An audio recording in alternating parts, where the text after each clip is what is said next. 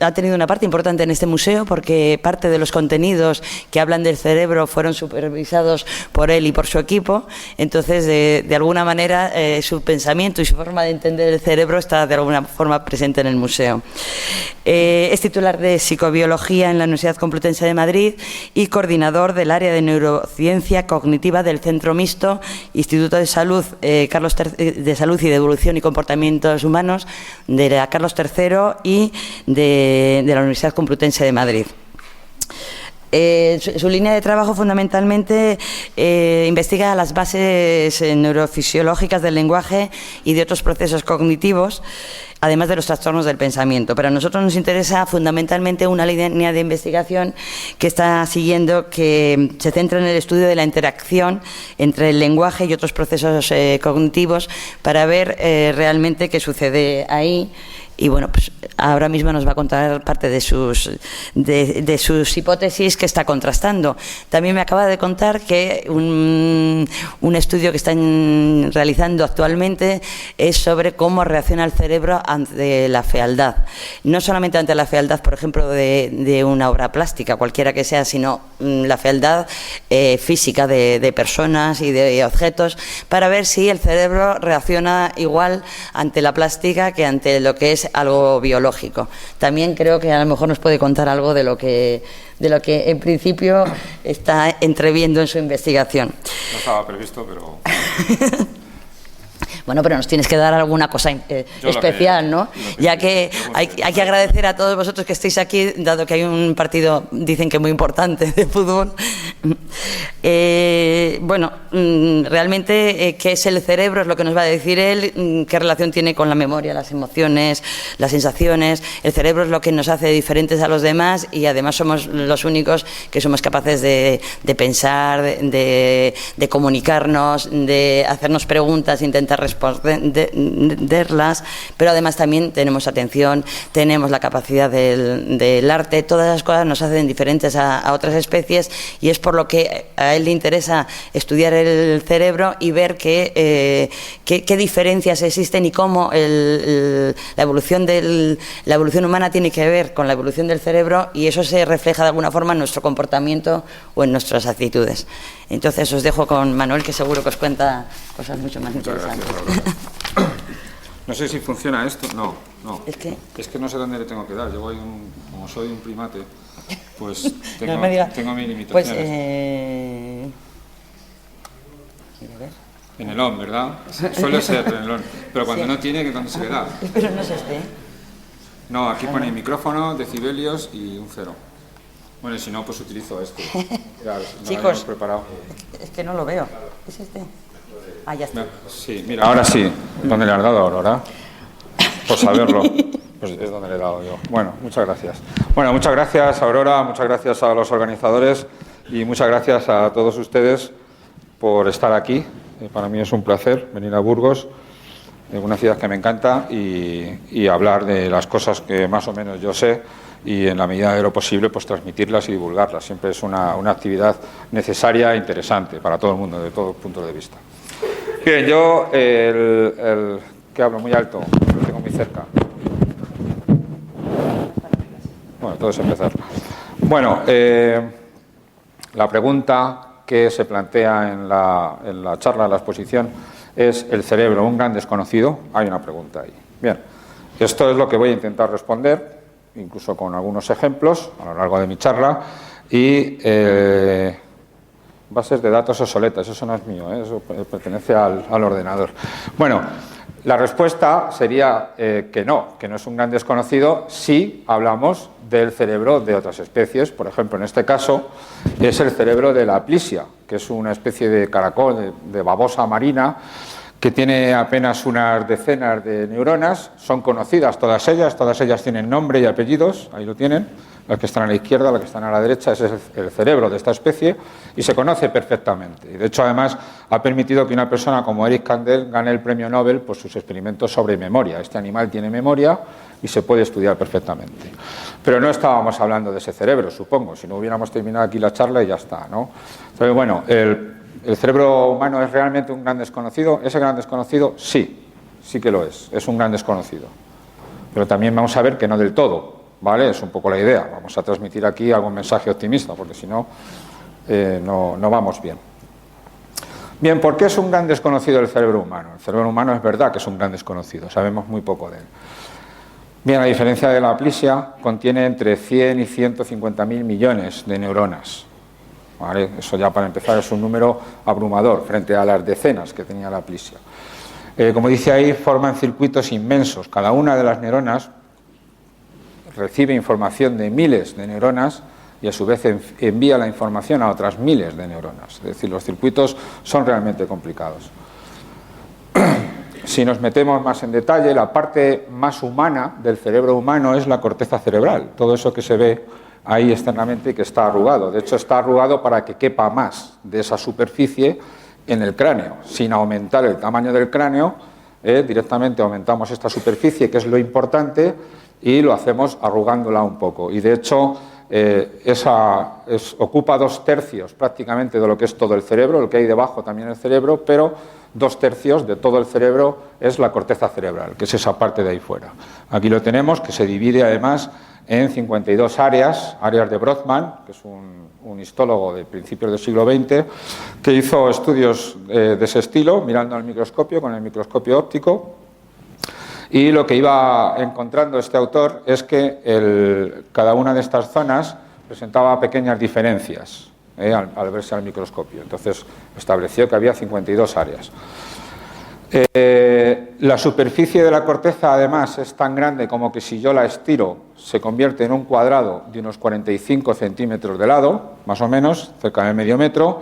Y fíjense si todo esto está lleno de neuronas, son las 150.000 millones de neuronas, en apenas 10 milímetros toda la maraña que tenemos, ¿vale? Es decir, hasta qué punto es desconocido ese cerebro, el cerebro humano.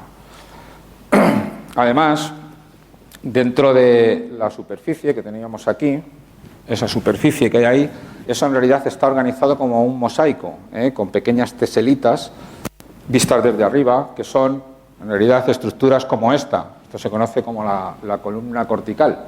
Son pequeñas columnitas, como pequeños cilindros, que funcionan de una forma un tanto autónoma, donde hay una gran célula piramidal, que está en una capa, en la capa quinta, y una serie de células, en el resto de las capas, con conexiones entre ellas. Por supuesto, recibe información de otras partes de la corteza, envía información a otras partes de la corteza, pero como tal, la columna cortical, esto cambia mucho, ¿no?, cuando doblo la cabeza, como tal, la columna es como una entidad autónoma, ¿vale?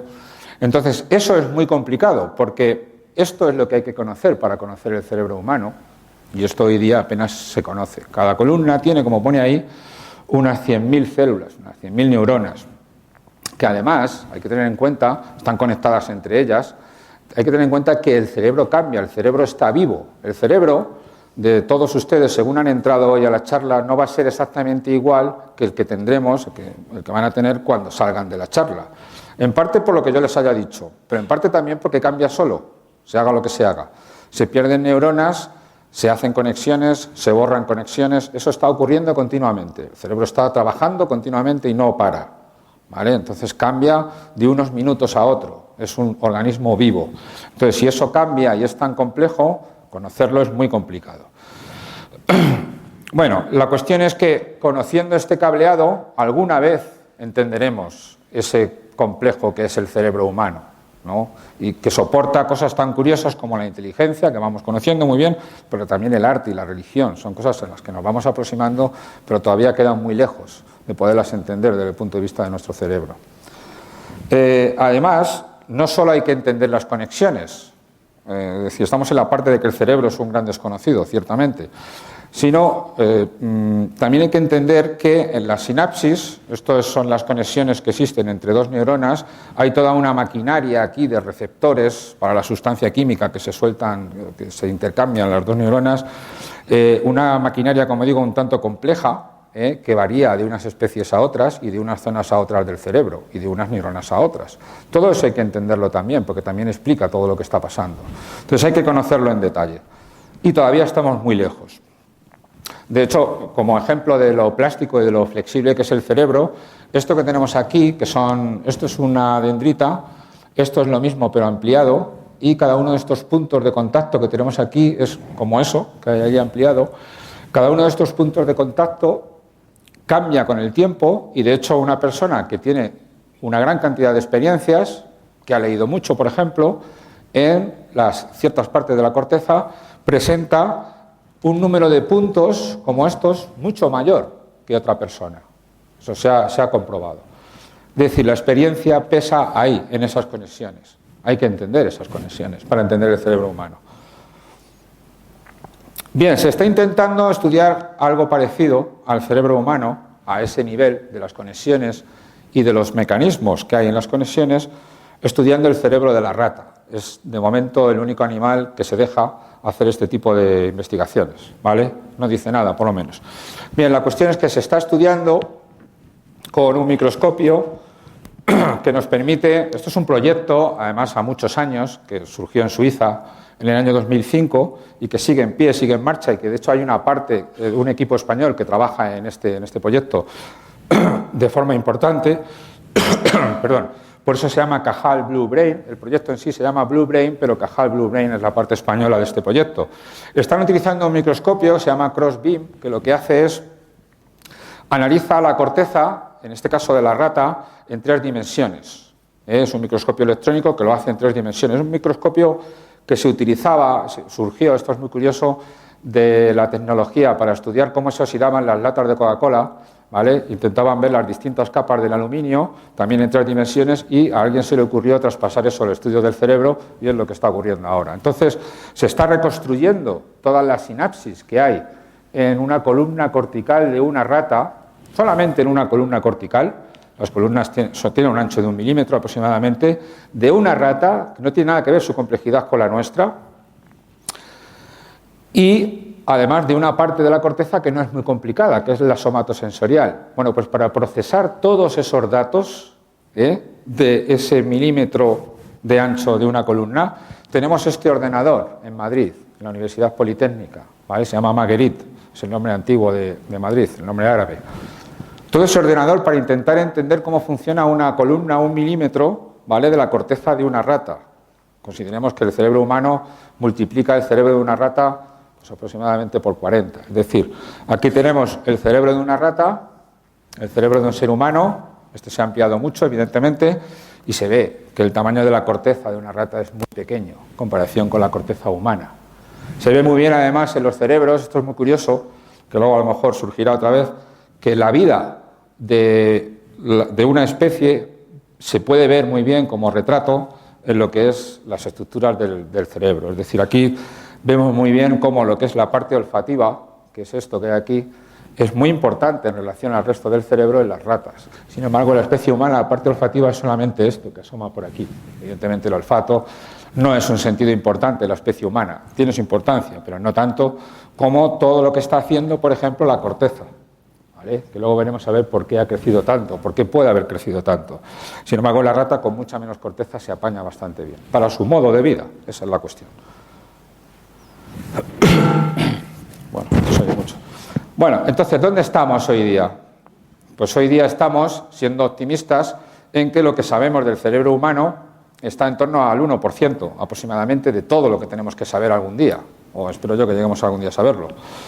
Y va a la par, va totalmente en paralelo con lo que nos permiten las técnicas para estudiar el cerebro hoy día, el cerebro humano vivo, en funcionamiento. Esa es la cuestión.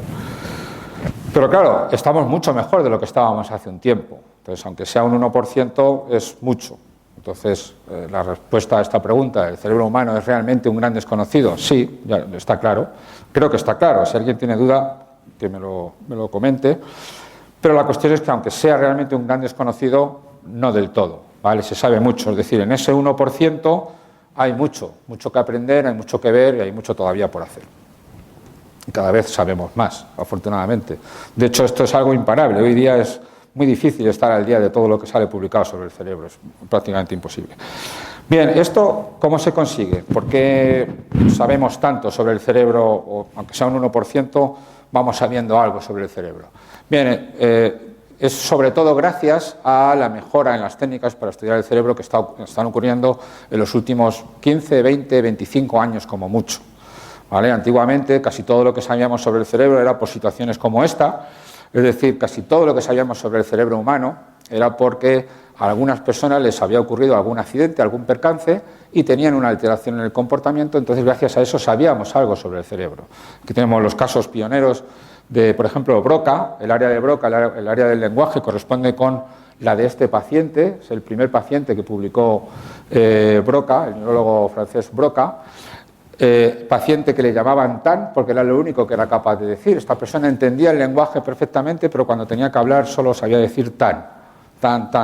Bien, de ahí surgió la afasia de Broca y el lugar donde está. Luego ya sabemos algo sobre circuitos que tienen que ver con el lenguaje, pero esto es, como vemos, muy limitado. Y este caso, el de Phineas Gates, también sale mucho en la tele, en los documentales, en muchos sitios, porque fue un caso muy curioso de un capataz de la construcción del ferrocarril en Estados Unidos que con esta vara de hierro que tiene aquí, él tenía que apretar la pólvora cuando hacían voladuras para hacer la vía del tren, y en una de estas, según estaba apretando la pólvora, le saltó la barra y le atravesó, ahí se ve por dónde le atravesó, la cabeza directamente. Y lo curioso de este caso, que por eso fue tan importante, es que esta persona siguió viva después de este accidente y permitió entender muchas cosas sobre las partes del cerebro que fueron afectadas. En concreto, áreas del cerebro que lo que hicieron al lastimarse es que esta persona cambiara el carácter. De ser una persona más o menos amable, acabó convirtiéndose en una persona que se enfadaba enseguida, con muchos ataques de ira. Era una persona que todo el mundo decía que había cambiado, que era diferente, que no era el de siempre. Entonces ya íbamos conociendo alguna cosa. Era tan el de siempre y además controlaba tan poco sus emociones que, y luego hablaremos un poco de ello, que no podía tomar decisiones de forma adecuada. Y si uno no puede tomar decisiones de forma adecuada, incluso para vestirse por la mañana, el que me pongo, no puede llevar una vida normal si no es con ayuda. Entonces esta persona tuvo que dejar de trabajar, así de claro. Y la única forma que tuvo de ganarse la vida es ir en un circo, exponiéndose como la persona que sobrevivió a la barra que le atravesó la cabeza. De hecho, esta foto es del circo. Él salía con su barra allí en medio de la pista como un espectáculo más. Pero ya digo, aportó mucho a la neurociencia, pero claro, eso no tiene nada que ver con lo que afortunadamente vamos sabiendo cada día más. Bien, hay unas técnicas, voy a mencionar algunas porque se conozcan, para que veamos que efectivamente podemos ir conociendo el cerebro cada vez mejor, superar ese 1% que tenemos hoy día.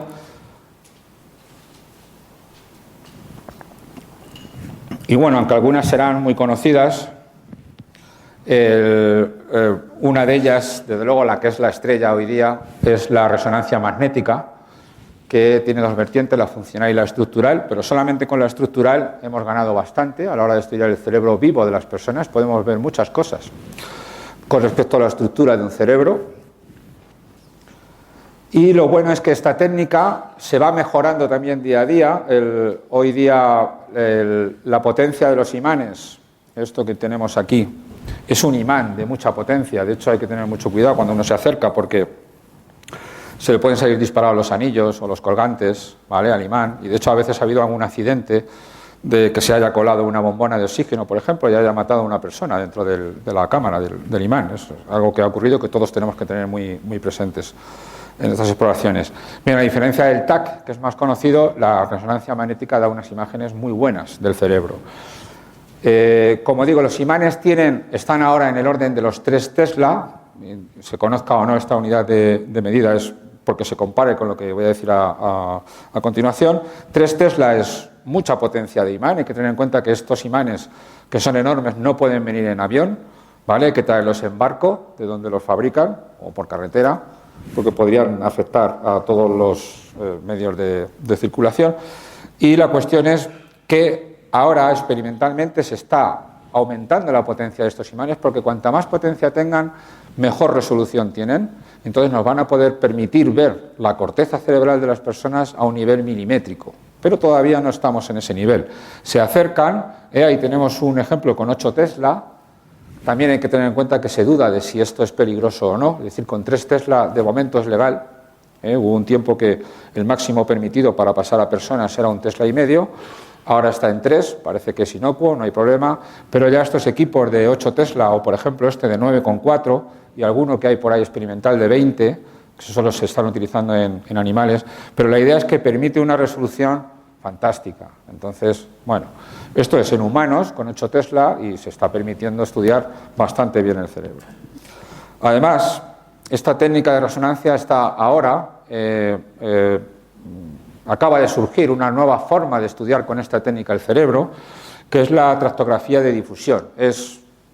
Digamos, es el último boom, el último grito en estudio del cerebro humano.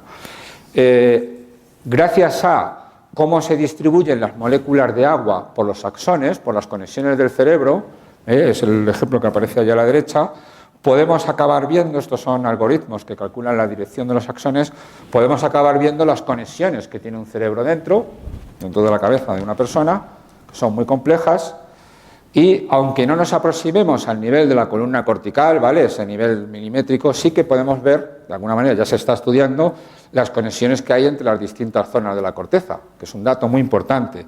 De hecho, eso de allí es de un orangután. Estos son cerebros humanos, pero para que veamos lo complejo que es esto, pero que se va a poder estudiar con esta técnica, esto solamente representa el 10% de las conexiones, ¿vale?, para que se pueda ver algo, si no solamente se vería el ordenador. Se le ha pedido que por favor solo represente el 10%, porque si no esto sería algo muy farragoso, un mazacote, digamos así, de nervios, imposible de ver nada más. Pero ahí está, esto es algo que se está pudiendo hacer ahora. De hecho, nos está permitiendo ver, aquí estamos viendo alguna cosa importante con respecto a la especie humana, que, por ejemplo, es decir, todo esto se podía haber hecho con microscopio, pero no es fácil ver al microscopio lo que ahora estamos pudiendo ver con la resonancia, ¿vale? Entonces, esto, por ejemplo, se ve muy bien. Esto es un fascículo, un conjunto de axones, que une el lóbulo occipital con el lóbulo frontal. Resulta que es único de la especie humana y todavía no se sabe para qué sirve, ¿vale? Y además es bastante grueso.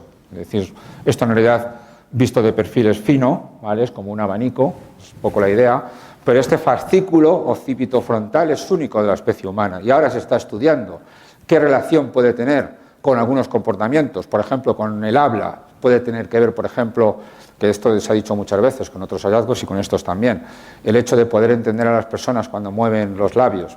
Pudiera ser, el lóbulo occipital es el lóbulo visual por excelencia y aquí tenemos el control del comportamiento, dicho muy sencillamente. Pero bueno, vamos viendo cosas que tenemos que ir estudiando, persona a persona y dependiendo de sus capacidades.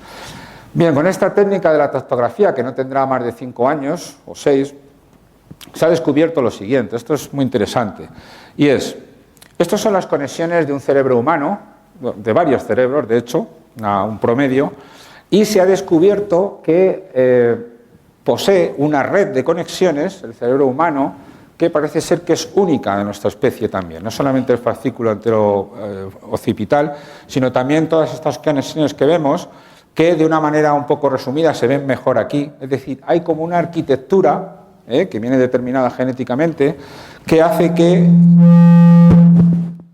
estas zonas que hay ahí estén muy interconectadas. De hecho, la zona del cerebro humano que más conexiones recibe es esta, es la parietal, es la que está ahí abajo. ¿Vale? Eso es exclusivo de la especie humana, no se ha visto en ninguna otra especie. Entonces, estamos empezando a ver para qué sirve esto, ahora voy a comentar alguna cosa, porque es muy interesante, de hecho, está permitiendo descubrir cosas sobre el cerebro que no se sospechaban hace unos años, hace muy poquitos años.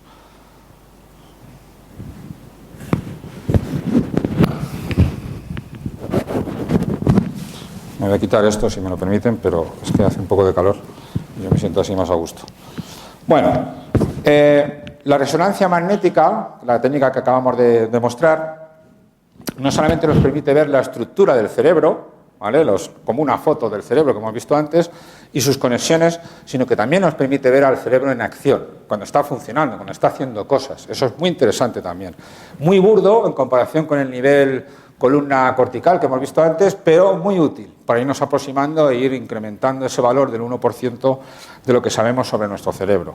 Esto, como digo, es la resonancia magnética, pero en su vertiente funcional, cuando está funcionando el cerebro, que se basa simplemente en que cuando hay una sinapsis aumenta el flujo sanguíneo porque el lugar donde ha ocurrido la sinapsis necesita más glucosa, no se consume más oxígeno, pero sí llega más oxígeno y el aparato de resonancia es capaz de detectar los aumentos del oxígeno, que corresponden a aumentos del flujo sanguíneo. Entonces, donde ha habido más sangre, ahí se detecta que ha habido actividad. Es lo que hace esta máquina, básicamente. Nos da mapas como estos.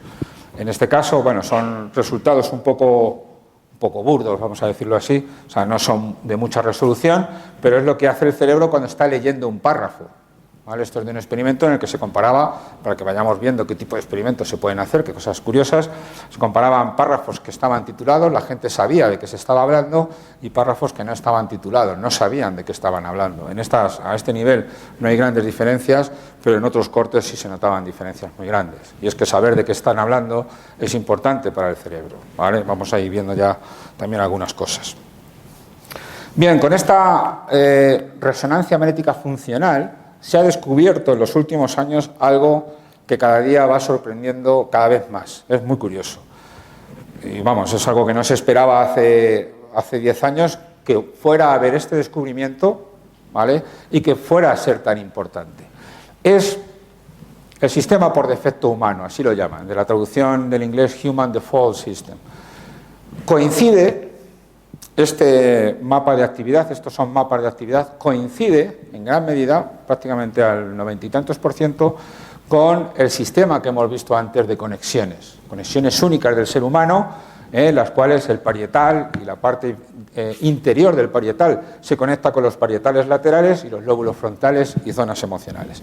Bien, pues resulta que cuando a una persona, de hecho esto es así como se descubrió, cuando a una persona le dices que haga lo que quiera, que piense en lo que quiera, lo dejas a su libre albedrío, se activa esta red de zonas. Esto es la activación de esa misma red estructural. Es decir, se descubrió, porque nunca a nadie se le había ocurrido que pudiera existir esto, cuando se dieron cuenta algunos investigadores que cada vez que se le decía a las personas que descansaran y no hicieran nada dentro del tubo de la resonancia magnética, casualmente a todo el mundo se le activaba esto. ¿Vale?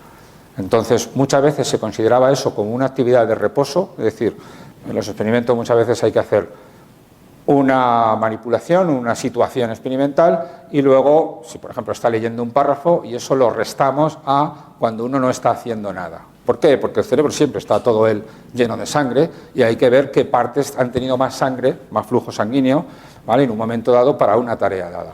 Lo curioso es que siempre que se le decía a los sujetos no hagan nada, descansa un poco, se activaba esto, de forma que siempre aparecía como que estas zonas se inhibían, se apagaban cuando se le pedía al sujeto que hiciera algo. Bueno, pues este es el sistema por defecto humano. Curiosamente, cuando uno está dejado a su libre albedrío, está pensando en sus cosas, lo que se activa no es ni el lóbulo occipital, ni el temporal, ni nada de eso. Es esta red que, como veis, coincide en gran medida con esa red estructural. Eso es para algo. Y una de las cosas para la que sirve esta red, este sistema por defecto, es una de las cosas que vamos viendo, precisamente tiene gran importancia para lo que es la teoría de la mente. Por eso está aquí señalado. Es decir, como veis, coincide, porque ocurre cuando uno está descansando, sí, pero también cuando uno está haciendo ciertas cosas que son muy importantes. Por ejemplo, cuando uno está intentando recordar su propio pasado, cuando uno está intentando ver el futuro, qué es lo que va a ocurrir en el futuro, la teoría de la mente ya lo he mencionado, incluso cuando está tomando decisiones o juicios morales. ¿Vale? En esos momentos se activa esta red que es tan exclusivamente humana. Es decir, dicho de otra manera, cuando uno está atento a un estímulo concreto que está en la sala, no se activa esta red. Cuando uno se mete en su mundo interior, entonces es cuando se activa. ¿Vale? Es lo que burdamente vamos sacando como conclusión. Bien, además este sistema por defecto humano es exclusivamente humano. Fíjense, por ejemplo, cómo esto es el cerebro de un macaco y aquí se ve muy bien en este corte. Este es el sistema por defecto humano y el del macaco carece de activaciones en el lóbulo frontal. Luego realmente el sistema por defecto es realmente humano. Tiene algo que ver con lo que hacemos los humanos que no hacen los macacos, ¿vale? Y es una gran diferencia. Bueno, hay más técnicas, ¿vale? Voy a pasar muy por encima de ellas, como por ejemplo la electroencefalografía, que aunque tiene unos años nos está permitiendo estudiar los cerebros de las personas en situaciones cotidianas, como esa de ahí, de alguna manera se disimula. Yo no sé si tengo otra imagen, sí. Esto es menos disimulado, ¿vale? Ir en el tren o por la calle con esto es muy poco recomendable, pero eso, por ejemplo, pues es más habitual, es más aceptable. Así podemos estudiar también el cerebro humano de una forma cotidiana, ¿no? Lo que ocurre día a día. Ahí está la magnetoencefalografía también, que no me voy a extender, también mide la actividad eléctrica, en este caso magnética, del cerebro. Y está una técnica también muy curiosa, que esta va a dar mucho que hablar en los próximos años, puesto que yo creo que se va a poder utilizar para muchas cosas. Es la estimulación magnética transcraneal. Los campos magnéticos atraviesan la cabeza limpiamente, no, digamos el hueso, la piel, las meninges no suponen ninguna barrera para los campos magnéticos y de hecho el cerebro humano genera campos magnéticos y salen y alcanzan varios centímetros. De hecho la técnica que he puesto antes, esta de aquí, lo que hace es recoger esos campos magnéticos. Uno se sienta aquí y este aparato recoge esos campos magnéticos que ya digo alcanzan 2, 3, hasta 5 centímetros fácilmente. Bien, lo que podemos hacer es al revés. Ahora introducimos un campo magnético y vemos qué pasa en las personas. Y esta técnica es nueva también y también está permitiendo estudiar mucho sobre el cerebro. ¿Por qué? Porque podemos apagar o encender una parte del cerebro muy concreta en un momento muy concreto también y ver qué es lo que pasa en el comportamiento de las personas. De hecho, es muy fácil de aplicar, muy sencilla, con más o menos precisión y, como digo, llegará un momento en el que cuando estemos trabajando no hará falta que vayamos a tomar el café, directamente nos damos el campo donde lo necesitemos y ya directamente tendremos saciado el apetito. Bueno, son cosas que podrán ocurrir. Bien, otra técnica que también es muy nueva, y ahora vamos a ver qué es lo que estamos sacando con todas estas técnicas, es solamente un repaso que quería dar, es esta también es muy reciente, la tomografía por emisión cercana a infrarrojos, que consiste básicamente, si todos habremos tenido esta experiencia, de ponernos una linterna detrás de la mano y ver cómo la luz atraviesa los tejidos y se ve de alguna manera un poco los huesos de la mano y demás. Pues está basado en lo mismo. Lo que se está haciendo es emitir un poco de luz al interior del cerebro, lo atraviesa los huesos, sobre todo si está a ciertas frecuencias cercanas a infrarrojos, y se recoge la luz que rebota de la corteza cerebral y rebotará más o menos luz en función de la cantidad de sangre que haya en ese momento. Entonces, ¿qué ventaja tiene esta técnica frente a la resonancia funcional, por ejemplo, que está midiendo lo mismo? Pues muy sencillo, que lo podemos hacer en bebés. Y así es como se ha sabido, por ejemplo, hace poco, que los bebés son capaces de entender la diferencia o perciben la diferencia, de hecho es este experimento, entre el lenguaje materno, aunque sea dicho por otra persona, digamos el castellano, por ejemplo, de un bebé que ha nacido el mismo día que nace, ¿vale?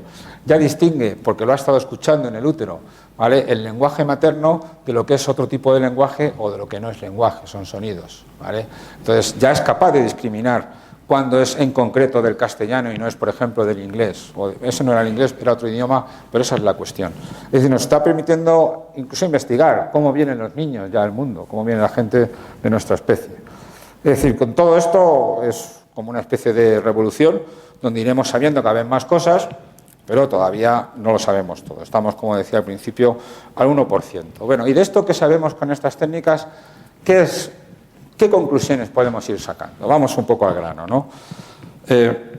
Bueno, como digo ahí, estamos empezando a tener una nueva visión de cómo es la mente humana. En primer lugar, por ejemplo, casi todo lo que vamos a ver son situaciones o circunstancias a las que uno está acostumbrado, cotidianas, y por ejemplo una de ellas es el yo. Cuando uno siente que yo hago las cosas o que a mí me han hecho algo o que algo tiene que ver conmigo, ¿vale?, se intenta estudiar, en este caso con resonancia magnética funcional, ¿dónde está ese yo en el cerebro? ¿Qué es? ¿Una persona ahí sentada en una silla viendo cómo suceden las cosas? ¿En qué parte del cerebro está? Porque eso sería muy importante localizarlo. Bien, lo que se ha visto es lo siguiente, no es más. Es que hay varios yoes. El yo de una persona en su cerebro está disgregado en varios puntos. No hay un yo unitario de verdad, no existe. De hecho, bueno, aquí por ejemplo se ve un experimento donde se ven las zonas parietales. Esto tiene que ver además con el sistema por defecto que hemos mencionado antes. Estos son zonas anteriores. Se ve incluso que, esto también es curioso, que si se fijan, Esto que hay aquí es la diferencia del yo, para este experimento, entre los asiáticos, los chinos y los occidentales. Hasta en eso hay diferencias, porque depende, por lo visto, de que la construcción del yo en ciertas culturas tiene más que ver con los otros frente a la occidental, que tiene más que ver con uno mismo. Es la interpretación de los resultados. Pero dicho de otra forma, aquí estos colores que tenemos aquí en este cerebro no son más que el resumen de varios experimentos donde han intentado localizar dónde está el yo en las personas, según las tareas, y se ha visto que hay todos estos yoes, ¿vale? Que, como dice aquí, son zonas que por un lado evalúan lo que uno hace o lo comparan con otras acciones o integran lo que uno hace, es decir, tiene mucho que ver con distintas funciones y entonces podemos hablar de distintos yoes. Esto es lo que está un poco respaldando la neurociencia con respecto a este tipo de temas. Más ejemplos o más resultados interesantes. Por ejemplo, la mente humana, ya hemos visto que lo que corresponde a la mente humana está disgregada por todo el cerebro, pero se me ha olvidado destacar que sobre todo en la parte sagital, en la parte central del cerebro. Pero luego también tenemos resultados como este, que es, se ha intentado ver cuál es la diferencia entre imaginar un objeto y verlo de verdad, ¿vale? Y aquí tenemos el mapa, en este caso son las zonas del cerebro que tienen que ver con las regiones frontales, que quizá en las partes más posteriores haya otras diferencias, pero en estas partes que tienen que ver con la planificación, con la integración, con el control de lo que se está viendo, si se fijan, si nos fijamos, aquí se está percibiendo de verdad el objeto. Estos son los mapas de activación de cuando uno está viendo de verdad un objeto. Estos son los mapas de cuando uno se lo está imaginando, ¿vale? Y esto que hay aquí es la diferencia entre uno y otro. Y no hay ninguna, ¿vale? No hay nada activado, es que no hay ninguna diferencia entre imaginarse un objeto y percibirlo, ¿vale? Esto dice mucho, también con otros experimentos se ha visto que cuando uno lee una novela, por ejemplo, lo que está haciendo el cerebro es exactamente lo que pone en la novela. Es una cosa de la que podíamos hablar también mucho rato. Bueno, de hecho aquí tenemos, por ejemplo, en ese caso era la percepción, pero es que aquí está la acción. Cuando uno hace algo, se activan las áreas motoras. Y normalmente tiene que ser así, las áreas motoras contralaterales. Es decir, que yo gobierno todo el lado derecho de mi cuerpo con el cerebro izquierdo. Está todo cruzado, ¿vale? Y al revés. Entonces, claro, aquí se trata del movimiento de la mano derecha. Estas partes que hay aquí son las zonas motoras en el hemisferio izquierdo, están controlando la mano derecha. Lo curioso es que en este caso son movimientos imaginados. Aquí no está moviendo el sujeto la mano. Y sin embargo, las zonas que mueven la mano son las que se están activando.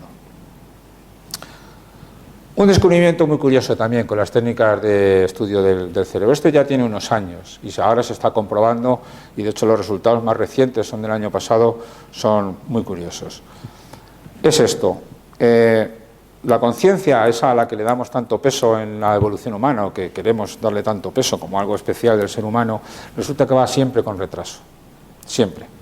Las cosas ocurren bastante antes de que nos demos cuenta. Entonces, no solamente con respecto a los estímulos, cuando uno está viendo o escuchando algo, resulta que ha pasado medio segundo desde que ha ocurrido realmente eso hasta que yo me he dado cuenta de ello. Al menos medio segundo, entre medio segundo y un segundo. Es decir, vamos con retraso. Es un poco, yo siempre pongo el ejemplo de las estrellas. Cuando uno mira las estrellas o mira a la luna, por ejemplo, lo que está ocurriendo o lo que está viendo ocurrió hace mucho tiempo. Cuando uno ve la luna ocurrió hace 8 minutos. Es lo que tarda la imagen en llegar a nosotros. Cuando uno ve las estrellas ocurrió hace cientos o miles de años, ¿vale? Pues aquí en el mundo real, tangible, también todo ocurrió hace medio o un segundo antes. La cuestión es que también ocurre en las cosas como medio segundo o incluso como se descubrió el año pasado, pueden llegar a verse retrasos de hasta 10 segundos. En el cerebro ocurren cosas mucho antes de que nosotros creamos que han ocurrido a la hora de tomar decisiones. Dicho de otra forma, cuando yo creo que he decidido algo, en este momento he decidido, por ejemplo, sentarme, ¿vale? Mi cerebro lo había decidido antes, mucho antes. Y luego es cuando yo creo que he decidido. Esto se vio con experimentos como estos. El primero se publicó en el año 79, pero luego se ha ido aumentando, como digo, y se sigue investigando. Son experimentos de Libet, donde lo que se estudiaba era la actividad eléctrica del cerebro, con unos electrodos colocados en la cabeza, como esto que tenemos aquí, y lo que se le pedía al sujeto es que mirara este reloj, que aparece aquí, dando vueltas, y que cuando él quisiera, cuando él decidiera, pero siempre que él quisiera, diera un botón. Pero lo que tenía que hacer es, mirando el reloj, que viera en qué momento, en qué lugar estaba el punto rojo cuando tomó la decisión. Es decir, uno está mirando el punto y dice, ahora es cuando quiero dar al botón y aprieto. Ese ahora puede haber ocurrido pues, en punto, por ejemplo. Bien, la cuestión es que este es el punto, el momento en el que estaba el reloj cuando el sujeto creyó tomar la decisión. No sé si se ve bien la flecha, se ve, ¿verdad? Este es el punto en el que realmente aprieta el botón, pero resulta que todo esto que hay aquí es la actividad del cerebro, de las áreas motoras, las que aprietan el botón, mucho tiempo antes del momento en que uno cree que ha tomado la decisión, ya estaban preparando la respuesta. ¿Vale? Entonces, estos resultados no son discutibles, digamos, discutibles todo en ciencia, pero son muy robustos, se han comprobado muchas veces, e incluso, como digo, hasta hace poco se ha comprobado que el retraso puede ser 10 segundos antes. Es decir, yo puedo saber, que es lo que demuestran estos experimentos, cuándo e incluso qué decisión va a tomar una persona. Es decir, yo con esta tecnología puedo saber, por ejemplo, si le digo que utilice cualquiera de las dos manos en el momento que él quiera, yo 10 segundos antes puedo saber qué mano va a decidir mover y en qué momento, pero 10 segundos antes de que él lo sepa. Esa es la cuestión.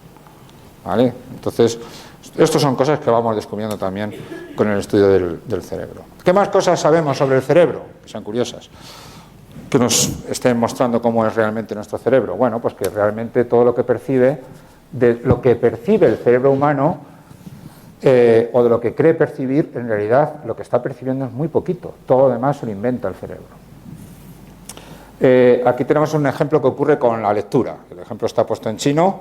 Bueno, podría haber puesto otro ejemplo en español, da igual. Aquí la cuestión es que cuando uno está leyendo, a la distancia de la lectura, lo que está viendo realmente, la imagen que ve de verdad, es la que aparece aquí abajo. ¿Vale? Es decir, solo se ve con nitidez lo que es el centro, donde uno focaliza la visión. El resto se ve de esta manera, se ve borroso. Pero nosotros creemos estar viéndolo así, de esta manera y con esta nitidez. ¿Por qué? Porque el cerebro se inventa esta imagen. Se inventa porque hay pequeños movimientos del ojo que realiza según está uno mirando, ¿vale? Y entonces ve esas imágenes, las guarda en memoria y con eso reconstruye la imagen. Pero la imagen real, la única que puede llevar el ojo, porque es la única que pertenece al 10% de la retina, que es la única que ve con nitidez, es realmente la de abajo. Lo de arriba es un invento, ¿vale?, de la corteza cerebral. De hecho, es curioso, que también es otra otro aspecto muy específico de nuestra especie, es que en la corteza cerebral, la que yo he mostrado antes al principio, la que todavía nos queda muchísimo por saber cómo es, tiene muchas conexiones, que son lo que estamos viendo ahora, entre sus distintas partes. Resulta que las conexiones que hay entre distintas partes de la corteza son muchas más de las que le llegan de fuera del mundo exterior, o de las que envía al mundo exterior. Me explico. En otras especies hay tantas conexiones dentro de la corteza como información le llega de fuera o información envía afuera en forma de actos motores. En la especie humana esto es único.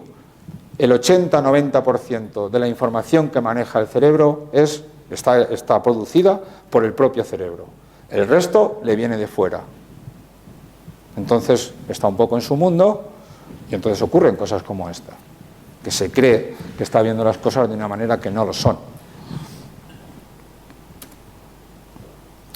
Bien, más cosas que vamos viendo sobre el cerebro, también muy curiosas, sobre la especie humana. Luego vamos a intentar llegar a una conclusión de a dónde van todos estos resultados. Bien, resulta que estamos viendo también que la especie humana, a diferencia de lo que creíamos hasta hace poco, bueno, o más o menos se forzaba a creer así, es una especie tremendamente emocional, mucho más emocional de lo que se tiene clásicamente en mente. Y además es muy vulnerable esta especie. Bien, dicho de otra manera, a la hora de tomar decisiones, el cerebro utiliza unas regiones, unas zonas del cerebro, de las cuales resulta que gran parte son zonas emocionales. Es decir, si nos acordamos del caso de Phineas Gage, el que le atravesó la barra a la cabeza, él no podía tomar decisiones porque sinceramente su sistema emocional no funcionaba bien, el sistema que regulaba sus emociones. Y de hecho no era capaz de decidir qué ropa se ponía por la mañana, así como un ejemplo más, ni qué comer, ni qué hacer, ni dónde ir. Cada decisión que tomamos en nuestro día a día, e incluso las decisiones importantes, esto es lo que se está viendo, tienen que ver con este sistema emocional, que es rápido y eficaz a la hora de tomar decisiones. Y de hecho nos habremos dado cuenta muchas veces que normalmente, esto es bastante común, tomamos una decisión, hacemos algo y al cabo de un tiempo empezamos a encontrar las razones de por qué era una buena decisión o una mala decisión. El que no haya tenido esta experiencia, que levante la mano, ¿vale? Porque esto es muy habitual. De hecho, lo que se está descubriendo con los estudios del cerebro es que esto es no habitual, sino que esto es como tiene que ser. De hecho, el cerebro emocional, el cerebro de tomar decisiones o de buscar soluciones a los problemas y aquí viene lo importante, el dato importante, el cerebro social, el cerebro con el que uno entiende a las otras personas, sus intenciones, cómo son, si están engañándonos o no, resulta que se solapan en el cerebro. Son prácticamente las zonas más importantes son las mismas, las que aparecen aquí señaladas, el cíngulo anterior, el cíngulo orbitofrontal y la amígdala. Bueno, son nombres, pero en los que coincide el cerebro social, el cerebro emocional y el cerebro de tomar decisiones. Bien, ¿a dónde vamos con esto entonces? Que evidentemente este tipo de figuras que se han utilizado casi siempre a la hora de abordar la mente humana ya están pasadas de moda. Es decir, esto de dos personas que están hablando, que se comunican, se transmiten una información del emisor al receptor, que tiene que decodificar el mensaje, etcétera, etcétera, eso no es hoy día aceptable. Hay que introducir el factor emocional, ¿vale? Porque es muy importante. Y ahora vamos a ver algunos ejemplos. Bien, y además, ¿por qué se ve también que es muy importante? Pues os voy a decir una conclusión. El cerebro humano es una máquina perfecta o casi perfecta para detectar y además de forma inconsciente las intenciones de los demás. Para eso está hecho el cerebro humano. No está hecho para hacer herramientas, no está hecho para hacer bifaces, está hecho para entender a los demás y hacernos entender. Esta es la clave. Bien, ¿cómo lo vemos esto? Esto es lo que muchos de vosotros seguramente conoceréis como la teoría de la mente, ¿vale? El hecho de que es una capacidad humana que se discute si la tienen otros animales o no, por ejemplo los chimpancés, pero también las ballenas o los delfines. Aquí hay experimentos. Para quien no conozca lo que es la teoría de la mente, viene a querer decir que uno tiene una teoría, una hipótesis, en realidad quizás sea más acertado, una idea acerca de lo que el otro tiene en su mente. Yo tengo una teoría tengo la idea, la hipótesis de que pues os estáis aburriendo con la charla, por ejemplo, ¿vale? Es lo que vosotros tenéis en vuestras mentes, lo que yo creo que tenéis en vuestras mentes. Eso lo pueden tener algunos animales, como los chimpancés, pero lo que no van a tener es una teoría de la mente del tercer orden. Esto es exclusivamente humano. Es decir, uno tiene una teoría de la mente de la otra persona, es decir, yo puedo intentar averiguar cuál es tu intención y qué vas a hacer y qué es lo que tienes en mente en ese momento, pero también soy consciente, esto es lo importante, de que tú tienes una teoría sobre mi mente, ¿vale? Es el grado de complejidad. Eso ningún animal hoy día es capaz de hacerlo, ¿vale? Ni con ejercicios ha conseguido algo parecido. Es decir, yo tengo una idea de lo que tú tienes en mente y también tengo una idea de tu idea sobre mi mente. Ya decirlo es complicado, pero lo estamos haciendo continuamente y de forma automática, fácilmente, con errores, por supuesto, pero es fácil para nuestro cerebro, es fácil hacerlo. Y eso es, como dicen ahí, no lo vamos a desarrollar, podría ser el origen del lenguaje humano, es bastante factible. Bien, hasta hace poco se pensaba que esta teoría de la mente era algo que se desarrollaba con el tiempo, que no aparecía antes de los 3, 4 años, los primeros indicios de la teoría de la mente, porque se hacían experimentos en los que se le preguntaba a un niño, por ejemplo, qué pasaba cuando alguien se salía de la habitación, pasaba algo en la habitación y luego volvía, qué pensaba esa persona que volvía, y los niños hasta cierta edad decían que lo que tenía en su mente esa persona es lo mismo que el niño, que ha visto los cambios en la habitación. No es capaz de darse cuenta que esa persona se ha salido y por lo tanto en su mente no puede haber la nueva información. No sé si me he explicado, pero ahora con el ejemplo yo creo que lo vamos a ver mejor. Bien, lo que se está viendo ahora, esto es un trabajo reciente, es que esta teoría de la mente parece que no se desarrolla hasta los 3, 4 o 5 años, pero es porque no se les ha preguntado bien a los niños, porque parece que está mucho antes. Es decir, esto es tan fuerte en nuestra especie que está incluso a los 7 meses, que es lo que se ve en este experimento, se publicó hace 1 año y medio, ¿vale? en la revista Science, y lo que demuestra es que los bebés de 7 meses también tienen teoría de la mente, es decir, también son capaces de percibir que otras personas, en este caso no va a ser una persona, lo vais a ver, tienen mente y que lo que está en su mente puede ser diferente de lo que tiene la mía, ¿vale? Entonces, se trata de un bebé que está viendo... es que hay que darle al vídeo, no lo he hecho. Se trata de un bebé que lo que está haciendo es, para que veáis el experimento,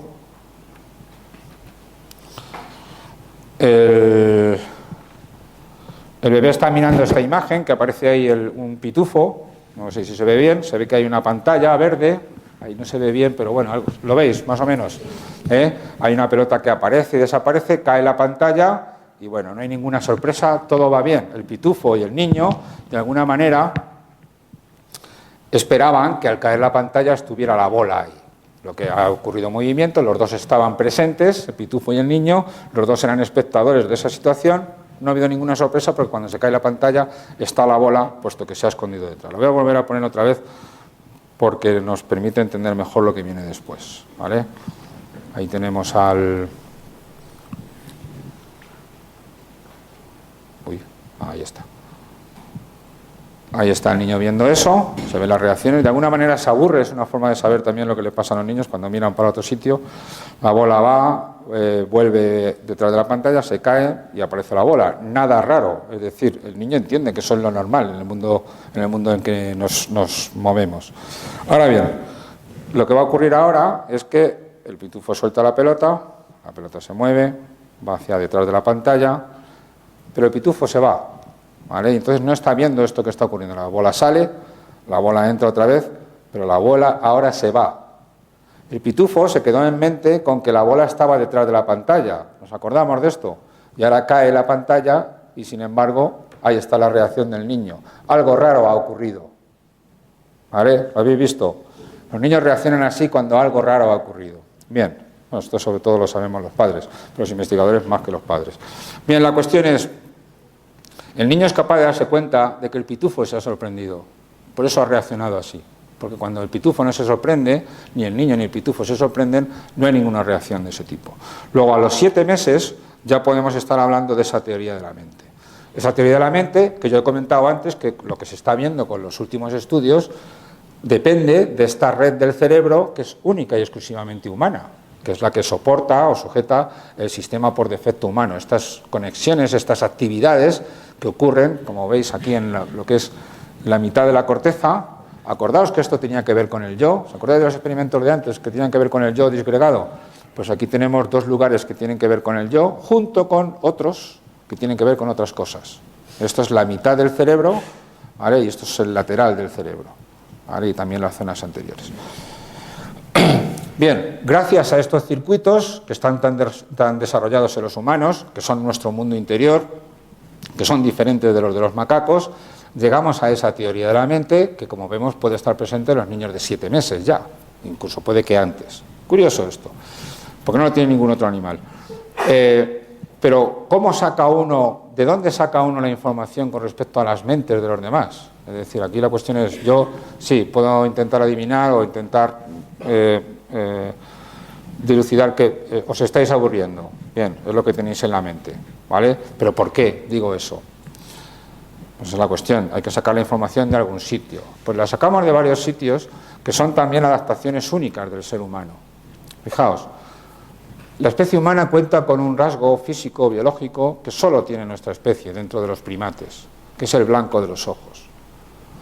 Cualquier otro primate, lo que es la esclerótica, la parte que rodea al iris, a la córnea, es blanca, ¿vale? Y sin embargo en los primates es amarilla. ¿Esto por qué es?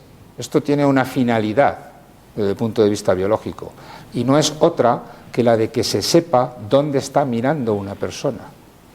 Entonces, esto es una información que estamos transmitiendo solo los seres humanos a otros seres humanos y que es recíproca. Es decir, por un lado, yo con esto detecto dónde miráis los demás, pero también detectáis dónde miro yo. ¿Vale? La información es en los dos sentidos. Entonces, un primer elemento, ¿cómo puedo yo saber si a alguien le interesa o no lo que yo estoy diciendo? Pues porque está mirando para otro sitio, por ejemplo. Eso es, estaremos de acuerdo, ¿no?, en esto. Bien. Bueno, pues resulta que efectivamente el cerebro humano es una máquina perfecta para detectar el blanco de los ojos de las personas. ¿Habéis visto algo antes de esta imagen? ¿Alguien ha visto algo antes de esta imagen, en esta misma diapositiva? Eso es porque no estabais atendiendo, estáis mirando para otro sitio.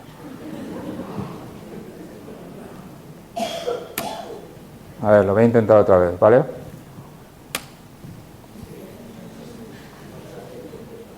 ¿Alguien ha visto algo? Ahora sí, ¿no? ¿Y qué se ha visto? Alguien que haya visto algo, o sea, que lo que haya visto sea algo, no que haya aparecido algo, sino qué es exactamente lo que ha aparecido. ¿Alguien puede decírmelo? Vale, muy bien. No, de esta no. Ya. Entiendo. Mirad los ojos de esta persona, ¿vale? De esta fotografía. Era esto lo que aparecía. Bueno. Perdonad, que fumo y se me nota mucho. La imagen ha aparecido durante medio segundo, ¿vale? Y normalmente no nos damos cuenta. En los experimentos de verdad, yo aquí lo he puesto en medio segundo para que se pueda ver algo, o se detecte que hay algo. Los experimentos de verdad aparecen durante 17 milisegundos, no 500, 17. Es decir, las personas que se someten a estos experimentos no solamente no ven si hay algo o no, es que no ven absolutamente nada. A nivel consciente no ven absolutamente nada. Y sin embargo, su cerebro sí lo ve. Eso es lo que estamos comprobando. Ve no solamente que hay unos ojos en negativo, como decías tú, sino que además ese negativo expresa una emoción, con el blanco de los ojos. ¿Qué emoción expresan estos ojos? Miedo. Se ve, ¿no? Más o menos. Y de hecho lo ve el cerebro muy bien. Aquí lo tenemos. Estos son el experimento que se ha hecho, se publicó en el 2004, se ha hecho más veces. Aquí tenemos estos negativos, bueno, están estos presentados 17 milisegundos. Se ha hecho también con ojos que expresan alegría, como estos de aquí, y se ve que estos ojos que expresan emociones frente a unos ojos neutros como los de esta foto, estos son ojos neutros, hacen que se activen zonas del sistema límbico, del sistema de las emociones de nuestro cerebro. Solo con una visión de 17 milisegundos. Lo curioso es que las personas no son capaces de decirnos que han visto algo, ni mucho menos qué es lo que han visto. Pero su cerebro, que como digo es una máquina muy bien sintonizada con lo que nos transmiten los demás, su cerebro ha sido capaz de detectarlo, aun a pesar del poco tiempo que ha durado ese estímulo. Y además, no solamente ha durado poco tiempo y ha producido una reacción, sino que además ha producido la reacción concreta, precisa, la misma que produce el cerebro cuando tiene miedo, ¿vale? En este caso es la activación con el blanco de los ojos del miedo. Bueno, esto lo traigo porque siempre, yo no me he dado cuenta de las reproducciones que tenemos aquí en el museo de otras especies de seres humanos, es que normalmente al blanco de los ojos no se le da mucha importancia, y cuando se hacen recreaciones de cómo podían haber sido otros miembros de nuestro linaje, ¿vale?, de nuestro género, normalmente a todos se les pone el blanco de los ojos. Fijaos, esto es un Australopithecus y tiene el blanco perfecto, parece que se ha echado colirio, ¿vale? Pero no está tan claro que esto sea así. Es decir, lo que no queda claro es en qué momento empezó a perderse el color pardo de los ojos, y aunque aquí en las recreaciones todas las especies tienen blanco de los ojos, y por eso también es un truco muy curioso que no nos damos cuenta, humaniza a las imágenes, es lo que nos hace, lo que nos permite ver a esta imagen como un ser humano, más humana que animal, es el blanco de los ojos. Y sin embargo, como digo, hay que tener cuidado porque no se sabe en qué momento surgió, ¿vale?, en qué especie, y eso cambia muchas cosas. No solamente detectamos el blanco de los ojos, claro, hay muchas más cosas. Es decir, para que esa red por defecto interprete lo que está haciendo otra persona, la teoría de la mente necesita muchos datos. El blanco de los ojos es uno, pero otro también es el tamaño de la pupila, que resulta que también lo detectamos sin darnos cuenta. Nuestra máquina de detectar cosas en los demás también detecta el ancho de la pupila. Esto que aparece aquí es exactamente la misma cara de la misma chica, y resulta que sistemáticamente a todos los chicos a los que se les ponía esta cara decían que esta les gustaba más, pero no sabían por qué, ¿vale? Y la diferencia crucial es la pupila modificada con el Photoshop, ¿vale? Es exactamente la misma foto. Aquí tenemos las pupilas contraídas, que denotan, cuando se estudia el sistema nervioso se sabe que esto es así, ¿no? La contracción pupilar o la dilatación depende del sistema simpático y el parasimpático. Cuando uno está emocionado, normalmente se dilatan las pupilas. Si uno está emocionado, pues cuando con quien está hablando manifiesta un interés. Entonces, normalmente nos resultan más atractivas las caras que tienen las pupilas dilatadas, porque cuando uno habla con una persona con las pupilas dilatadas, en promedio, ¿vale?, es porque está interesado en ti, en lo que tú le estás diciendo.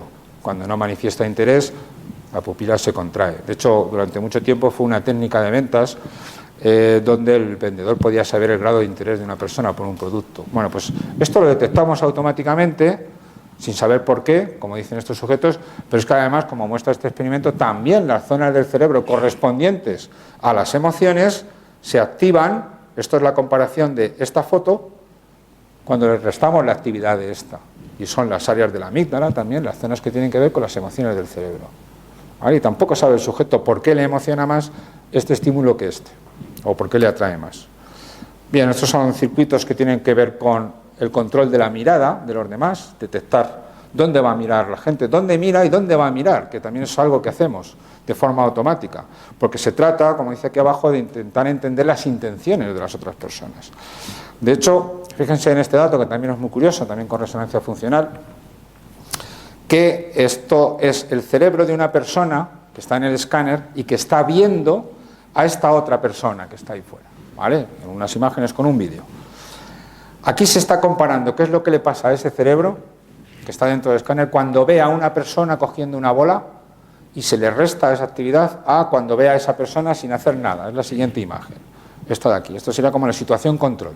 Acordaos que decíamos antes que el flujo sanguíneo siempre es muy grande en todo el cerebro y lo que hay que ver es aquello que es específico de una situación y quitarle todo lo demás. Bueno, pues si le quitamos lo que ocurre con esta imagen a lo que ocurre con esta otra imagen, sale esto, que son las zonas motoras y sensoriales del cerebro de la persona que está en el escáner, como si él mismo estuviera haciendo el movimiento.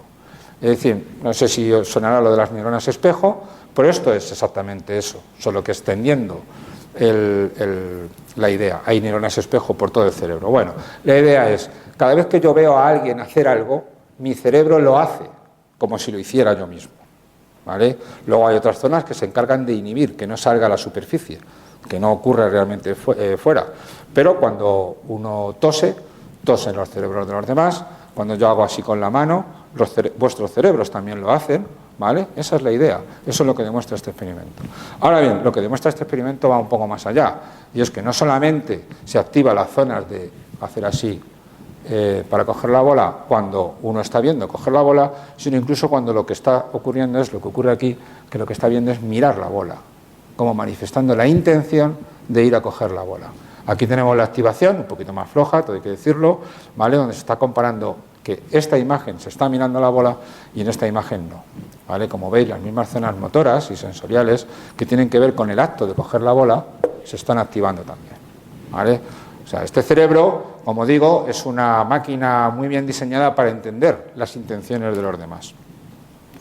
Hasta tal punto es tan raro y tan retrasado en el tiempo, vamos a decirlo con propiedad, nuestro cerebro, y se inventa la realidad, que de eso se aprovechan los magos, ¿vale? Es que de eso es con lo que juegan los magos, por cómo es nuestro cerebro, dónde dirigimos la atención, cómo anticipamos o cómo recreamos la realidad. Esa es la cuestión. Entonces, fijaos en esto que hay aquí, son registros que se han hecho mientras las personas estaban viendo esta imagen. También es una forma de demostrar, no ya cómo es nuestro cerebro a la hora de inventarse la realidad o de anticipar los acontecimientos, sino el poder del otro, el poder de la mirada en este caso, que es lo que están explotando los magos. Si os fijáis aquí, ahí en la secuencia de arriba, el mago está lanzando la pelota, la vuelve a coger, lanza la pelota, la vuelve a coger, y al final hace así, mira para arriba, como si saliera la pelota, pero no sale, ¿vale? El truco de magia ha consistido en que ha sujetado la pelota con el pulgar. La pelota no ha salido, pero aproximadamente el 50% de las personas que ven este vídeo ven una pelota real salir de la mano del mago. Sale la pelota y desaparece en el aire. ¿Vale? ¿Esto por qué es? Por dos cosas. Una, porque el mago está mirando para arriba y normalmente nosotros nos creemos al otro. Si está mirando para arriba es que está mirando algo, está mirando una pelota. Bien, muy lógico. Luego tengo que verla. Y la otra, el sistema visual, como os decía, lo que estamos viendo normalmente es una construcción de nuestro cerebro, basada en una pequeña parte de la realidad y todo lo demás es construcción interior. El sistema visual anticipa que va a haber una pelota y la pone antes de que salga. ¿Vale? Que luego no se da, desaparece, pero la ven realmente, se ve realmente, es una construcción real. Eso no ocurre aquí en la situación control, donde el mago lo que hace es, al hacer así con la mano, mira solamente a la mano, no mira hacia arriba. Nadie ve una pelota en ese caso. Luego aquí en este caso el poder, la influencia ha venido ejercida por la mirada del mago. ¿Vale? Es un acto social. Bien, y por último, porque ya veo que nos estamos extendiendo mucho, también están las expresiones emocionales, también nuestra especie destaca mucho en esto. Es decir, que yo a lo que voy un poco es que todos estos estudios sobre el cerebro, aunque sepamos poco, lo que van diciendo es que la especie humana tiene una serie de peculiaridades que normalmente se han tenido poco en cuenta y que tienen poco que ver con la inteligencia. Y que sin embargo el cerebro humano está especializado en estos fenómenos. Uno de ellos evidentemente es en desentrañar las expresiones emocionales de las caras de los demás. Tenemos 42 músculos en la cara para expresar emociones y de hecho la mayoría de ellos, muchos de ellos, no son voluntarios.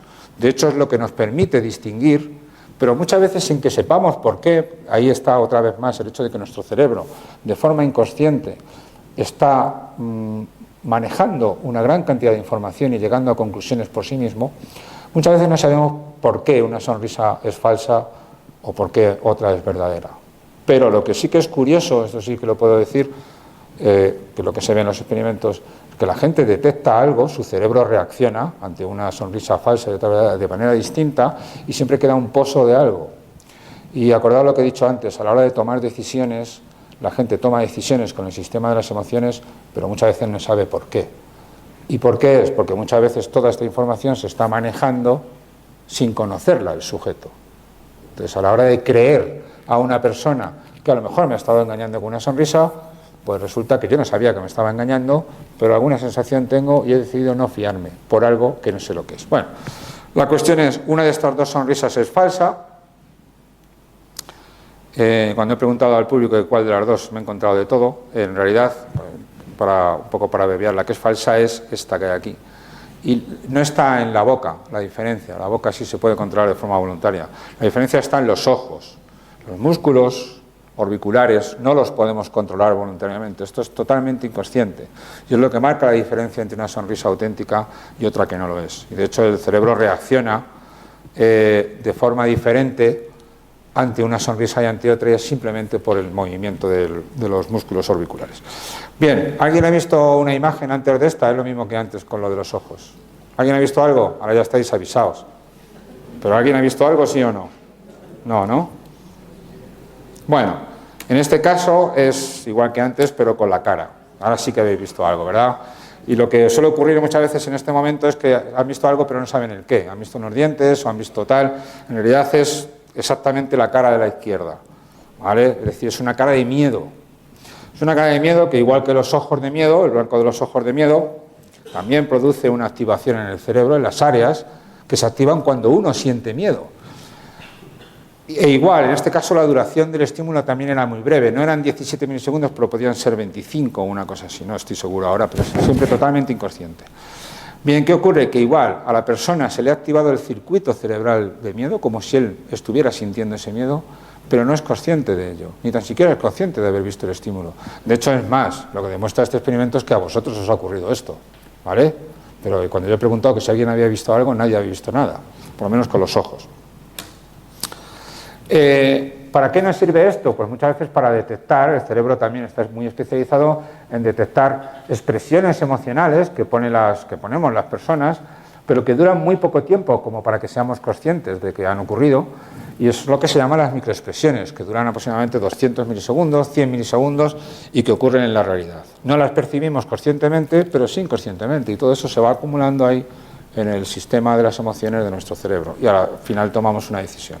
Mira, esto que aparece aquí es un vídeo, también ha aparecido en la tele, esto es del laboratorio de este investigador, a ver, ¿dónde está? De Paul Ekman, que han hecho una serie que se llama Miénteme, que algunos conoceréis seguramente, que está basada precisamente en este investigador. De hecho, por lo que yo he visto, yo no he visto la serie, el que sale como colaborador de la policía es el propio Ekman, pero es un actor, vamos. Yo lo que está viniendo a demostrar es, fíjense en este sujeto, que es una persona acusada en un juicio, que está poniendo cara de bueno para intentar convencer al tribunal de que él no ha hecho nada, ¿vale? Pero la verdadera expresión emocional va a surgir, no la va a poder controlar. Es esta que está poniendo Ekman en este momento, ¿vale? Y ahora solo lo vamos a poder ver en cámara lenta, ¿vale? Porque la otra persona nos parece la persona más santa del mundo, ahí está, respondiendo, muy bien, acaba de poner la microexpresión y ahora ya en cámara lenta se puede ver cómo es la expresión de odio que de verdad manifiesta el sentimiento auténtico que tiene esta persona, ¿vale? Es decir, eso sí lo capta nuestro cerebro también, esto también se ha comprobado y por lo tanto se va demostrando, pues, para qué está hecho nuestro cerebro, ¿no? Nuestro gran cerebro. Bien, con esto voy a ir terminando. Fijaos también en otra cosa muy curiosa, las expresiones emocionales que detecta nuestro cerebro de forma automática influyen en nuestro comportamiento. De hecho, no solamente las inconscientes, sino también las conscientes, sino la publicidad no sería como es, ¿vale? Van dirigidas a un miembro de nuestra especie que se deja influir por estas cosas. Entonces, por eso aparecen las caras sonrientes y sobre todo las caras de famosos. Tiene mucha más influencia que toda la información que uno pueda poner en una lista con respecto a un producto. Bien, la cuestión es que incluso sin que seamos conscientes también influyen cómo nos comportamos. Este experimento, que también tiene poco tiempo, tiene como 2 o 3 años, demuestra lo siguiente. Bueno, vamos aquí directamente, es del 2004, tiene algo más. Pero bueno, siguen apareciendo también estudios similares. Fijaos, esto es muy sencillo, la conclusión es, cuando uno ve una cara de forma inconsciente de enfado, si resulta que uno tiene mucha sed, bebe muy poca agua, ¿vale? Lo que demuestran estas gráficas. Es decir, están separados los datos en función de la sed que uno tiene, ¿vale? Y el agua que uno bebe. Cuando uno ve una cara de enfado de forma inconsciente, fijaos, es como el estímulo que hemos visto antes, aparece y desaparece y no lo han visto, luego aparece una cara neutra, es la única que ven conscientemente. Las personas que ven la cara de enfado, no es que estén enfadadas, pero reaccionan de una forma contradictoria. Tienen mucha sed, pero beben poca agua. Cuando la cara que ven es alegre, va más de acuerdo. Tienen mucha sed, beben mucha agua, ¿vale? Es decir, influye de manera significativa en el comportamiento de las personas, incluso lo que ven. Bueno, entonces, ¿qué es lo que estamos sacando con el cerebro? Sí, es un gran misterio, ¿de acuerdo? Sabemos muchas cosas, pero vamos sabiendo algunas. Y es un mito que yo quería un poco romper hoy aquí, ¿no? Y es la especie humana, que siempre hemos pensado que tiene mucho que ver con la inteligencia, el desarrollo de la inteligencia, la tecnología, la construcción de herramientas, la capacidad intelectual y todo ese tipo de cosas. En realidad la corteza cerebral no ha crecido tanto para eso, sino que lo más probable es que haya crecido, lo que nos dicen los estudios de neuroimagen recientemente, aunque ya digo, hasta que lleguemos al 100% del cerebro nos queda mucho, lo más probable es que sirva en realidad para entender la mente de los demás y para que los demás entiendan nuestra mente, y de ahí pudo surgir el lenguaje. Miren, aquí tengo un último dato, un último experimento, ya tiene muchos años este experimento, puede tener 30, 40, pero que se sigue repitiendo. Hubo un tiempo que también nos demuestra cómo es nuestro cerebro, ¿no? De hecho está en armonía con todos estos datos recientes. Hubo un tiempo en el que a las personas que tenían epilepsia recurrente, que no respondía a fármacos, lo que se les hacía era dividirles el cerebro en dos, quirúrgicamente, se les quitaba el cuerpo calloso, se les seccionaba. Entonces se les llama personas con el cerebro escindido. Aquí tenemos un ejemplo de un esquema, claro, con los dos hemisferios aislados el uno del otro. Lo que se descubrió con estas personas, que al principio parecían absolutamente normales, que no les pasaba nada en absoluto, es que tienen como dos mentes separadas, al estar aislados, tienen dos mentes independientes, de la única de la que son conscientes con respecto a lo que ocurre es de la que está en el lado izquierdo, que es el cerebro normalmente dominante, que maneja la mano derecha, el que tiene el lenguaje. Es decir, el sujeto con el cerebro dividido solo es consciente de todo lo que hace su cerebro, pero acordémonos, según lo que hemos visto en la charla, es consciente de muy poquito de lo que hace el cerebro, ¿vale? Casi todo lo hace de forma inconsciente, pero si es consciente de algo de lo que hace el hemisferio izquierdo, cuando están desconectados, evidentemente, y además que el cerebro humano no está hecho para intentar encontrar o descubrir la verdad, sino simplemente para encontrar excusas o justificaciones que le tranquilicen, simplemente. No es necesario que sea verdad. Y el ejemplo es el siguiente, es un ejemplo muy conocido de los manuales de neuropsicología. Aquí tenemos al paciente que él está viendo dos imágenes, maneja las dos manos de forma independiente, cada una con un hemisferio, y tiene unas tarjetas desplegadas en la mesa, y lo único que el sujeto solamente es consciente de estar viendo la pata de gallo, porque es la que está en el hemicampo visual derecho y por lo tanto es el que le llega al hemisferio izquierdo. Lo que decíamos antes, está todo cruzado. Entonces le llega aquí a este hemisferio. Y el sujeto solamente es consciente cuando le preguntas ¿qué estás viendo? Él diría que solo ve la pata de gallo. Sin embargo, su otro hemisferio está viendo este paisaje nevado que hay aquí, ¿vale? Bien, ahora la cuestión es, la tarea es la siguiente. Se le dice al sujeto, con tu mano derecha, coge aquello que esté relacionado con el dibujo que estás viendo.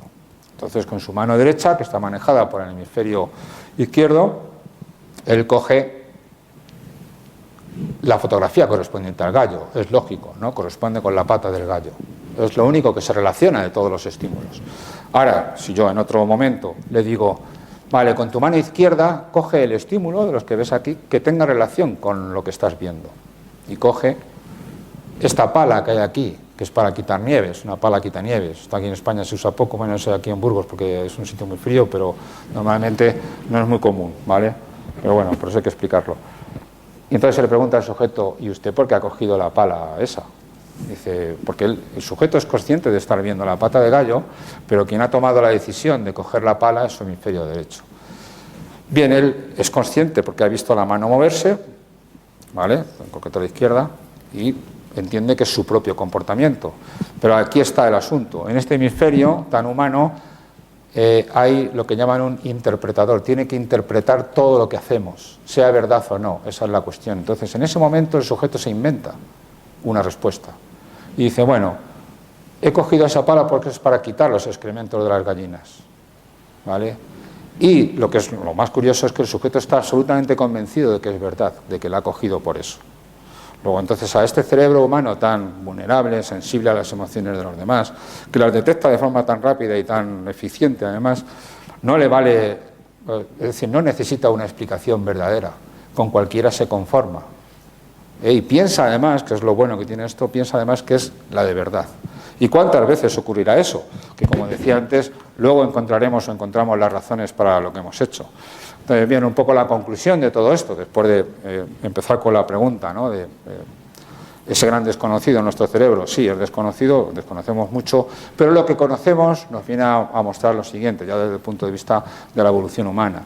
Y es que todo eso que ha aumentado de tamaño con respecto al chimpancé, al ancestro común entre el chimpancé y el humano, para lo que ha servido en realidad, bueno, aquí tenemos el de la rata de antes, es para movernos frente a los demás. Es decir, hay unas teorías recientes que vienen a decir lo siguiente: tenemos más corteza de la que necesitamos para subsistir en el medio ecológico en el que nos movemos o nos movíamos originalmente. Es decir, el chimpancé está muy bien adaptado con esa corteza, nosotros con esa y un poco más podíamos haber vivido perfectamente. Debió haber un momento en la evolución humana donde la presión selectiva no era el medio ecológico, no era el nicho ecológico, sino que la presión selectiva venía de los demás. Aquel que era capaz de leer las intenciones de los demás, hacer que leyeran las suyas, pero a lo mejor no las verdaderas, etcétera, etcétera, tener una mejor teoría de la mente, tenía más corteza, estaba mejor adaptado porque tenía más recursos sociales y dejaba más descendencia. Esa es un poco la idea y es lo que están mostrando las técnicas de neuroimagen en los últimos años. Y con eso termino, es decir, que lo vamos conociendo, pero aunque aún nos queda mucho, algo vamos conociendo. Y ya está, muchas gracias.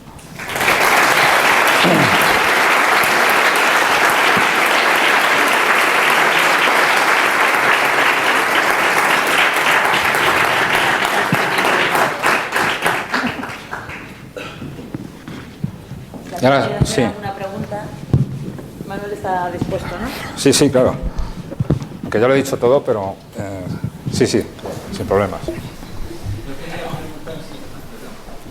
Sí.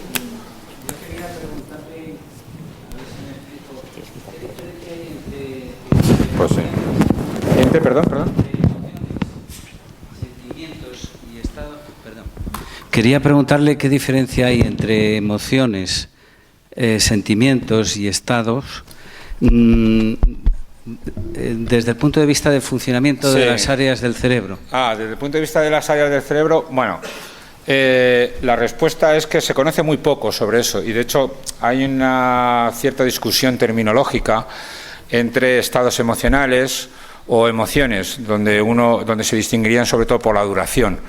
Las áreas cerebrales, es decir, un estado emocional sería algo que dura más tiempo, cuando uno tiene un mal día, por ejemplo, o está bajo de fondos, pero luego sobre eso puede haber emociones que son siempre reacciones más cortas en el tiempo. Al menos este es un enfoque, es una concepción. No todo el mundo estaría de acuerdo con esto. Hay gente que no distingue las emociones, da igual la duración que tengan y tal. Las áreas cerebrales, por lo que se sabe, tienen que ser las mismas. Simplemente si son positivas o negativas y en concreto qué tipo de emoción de la que estemos hablando, pero siempre van a ser las mismas independientemente de su duración. Entonces, porque por ejemplo, una cosa que se está viendo, que incluso estamos viendo en nuestro laboratorio, es que influye igual sobre el comportamiento una emoción de larga duración, un estado emocional inducido por ejemplo, por estímulos como una película o un párrafo de más larga duración, que un estímulo de muy poca duración, pero emocional también. El efecto en el cerebro es el mismo. ¿Me explico? Y sobre el comportamiento, el rendimiento, por ejemplo, en la lectura de oraciones y demás, también es el mismo. Solo que, bueno, las duraciones son diferentes. Entonces, de alguna manera, hay que tener en cuenta también que el cerebro es muy oportunista, muy económico. Es decir, no va a generar áreas nuevas cuando puede utilizar las mismas para una función parecida. Entonces, está utilizando las mismas zonas del cerebro, los mismos circuitos, tanto para estados como para emociones de más corta duración.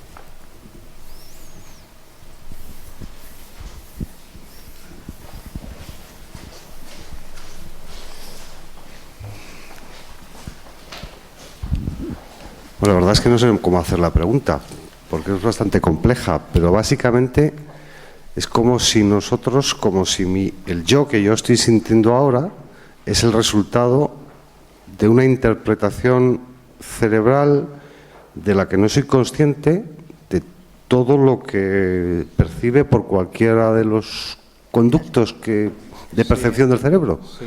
Lo lamento, pero es así. Y cualquier... Lo que dice la ciencia, ¿eh? Sí, sí. Yo soy el portavoz ahora de la ciencia. Y cuando yo... en privado podemos pensar otra cosa, pero es así. Correcto. Y cuando yo estoy 2 horas pensando, escribiendo, para tomar una decisión, ¿esa decisión ya la he tomado? No. Si no has llegado todavía a una conclusión, no. Pero lo que sí que se comprueba, la acabas tomando durante esa situación, durante ese momento en el que le estás dando vueltas a las cosas y muchas veces llegas a una decisión pero no sabes exactamente por qué.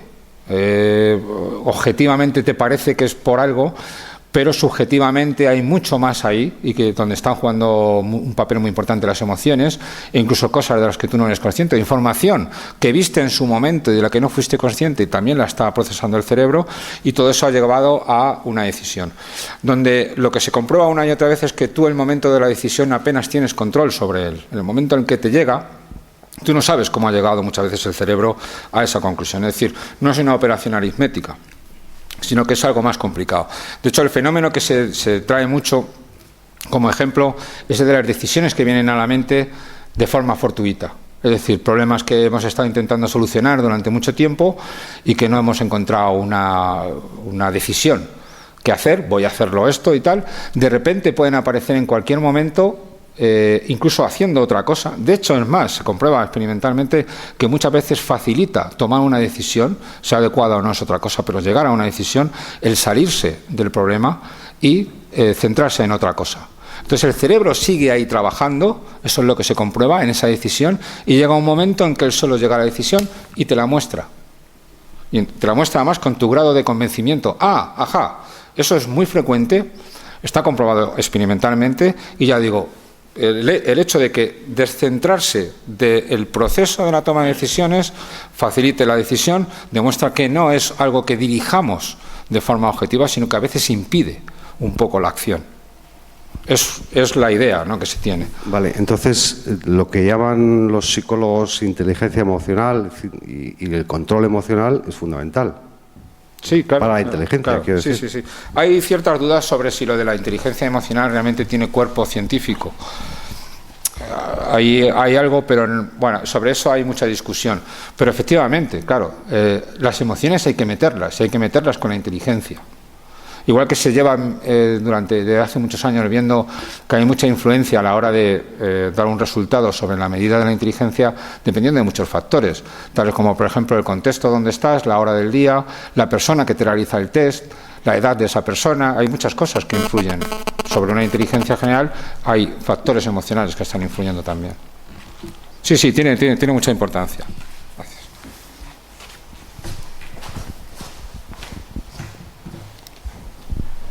Yo quería preguntar sobre las emociones. Bueno, pues el control de las emociones. Cada persona tenemos un control de nuestras emociones también.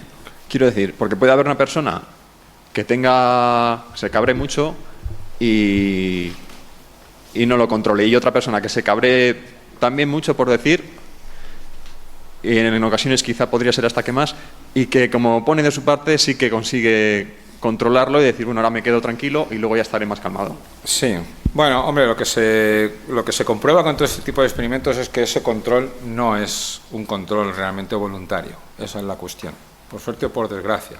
Es decir, que se puede acabar controlando con un ejercicio, lo que te pueden hacer un psicólogo, por ejemplo, ejercicios, habituaciones, asociaciones, aprendizajes, para que se controlen esas emociones. Pero la moraleja de todo este tipo de estudios es que ese control es algo que no controlamos voluntariamente. Es decir, de alguna manera es como que el sistema emocional va por su cuenta, independientemente de lo que queramos hacer con las emociones. Y de hecho es la idea. No es que controlemos o no las emociones, sino que sean más o menos intensas en un momento dado o en unas personas. O sea, que más que controlarlo nosotros, ¿sería un control que tenga cada persona, un control genético de cada uno? No, genético nunca hay nada genético, ni igual tampoco hay nada ambiental. Pero por supuesto pesa lo genético, pesa lo ambiental, y al final el resultado es una mezcla de las dos cosas. Es como, por ejemplo, una enfermedad emocional, la depresión, por ejemplo. Sí, tiene un componente genético, pero también un componente ambiental.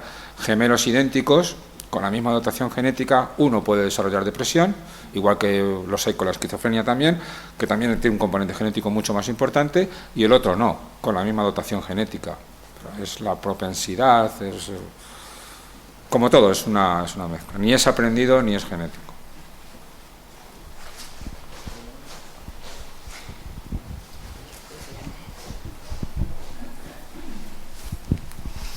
Esa capacidad que decías de reproducir lo que vemos, el movimiento, ¿es una herramienta del aprendizaje? Es una primera pregunta. Y en segundo lugar, si es así, ¿cómo se produce la memorización o cuál es la conexión? Bueno, la memorización, voy a empezar por el final, requiere que se repita la actividad de esos circuitos, cuantas más veces mejor, y de hecho está el mecanismo de la potenciación a largo plazo del hipocampo, que es una forma automática, digámoslo así, que tiene nuestro cerebro de repetir esos circuitos, sobre todo si conllevan una cierta carga emocional. Es decir, nosotros nos acordamos de las cosas, sobre todo las que tienen una cierta importancia emocional. Y eso es porque el hipocampo se encarga de repasar esos circuitos. Para que un circuito se consolide como memoria, hay que repasarlo muchas veces. Luego me preguntabas si eso sirve para el aprendizaje. Claro que sí. De hecho, sirve para la imitación. A la hora de reproducir los movimientos que está haciendo otra persona en movimientos complejos, a la hora de reproducirlos es una forma de realizar esa actividad. E incluso también, que esto es una cosa curiosa para que veamos la eficacia de esa activación motora como aprendizaje, por ejemplo, en pilotos de Fórmula 1 se está utilizando el hecho de que la actividad cerebral, cuando uno se imagina una situación o cuando la está viendo hacer, es muy parecida a cuando la hace de verdad. Hay muchas horas de entrenamiento que son simuladas mentalmente y que se ha comprobado que mejoran luego. Es decir, lo que tiene un piloto de Fórmula 1 que hacer es acostumbrarse a un circuito que tiene un trazado particular. Si nos fijamos, cada circuito no son todos iguales, no es un círculo que dan vueltas. Entonces tiene unas curvas para un lado, otras para otro, en cada una tiene una estrategia que hacerse. Bueno, pues se le tiene horas a los pilotos ejercitando, imaginándose que recorren el circuito hasta que se familiarizan con él, y se comprueba que es bastante eficaz. Y se ha comprobado con la resonancia funcional que se activan las áreas similares a las de estar conduciendo el coche durante esa simulación. Entonces mejora, es como un sustituto del ejercicio real. Ten en cuenta que los pilotos de Fórmula 1 no les dejan coger el coche cuando quieren, solamente en los entrenamientos que están determinados para tal. Pero pueden tener la ventaja de simularlo. Es decir, no hay que echarlo en saco roto, es muy importante.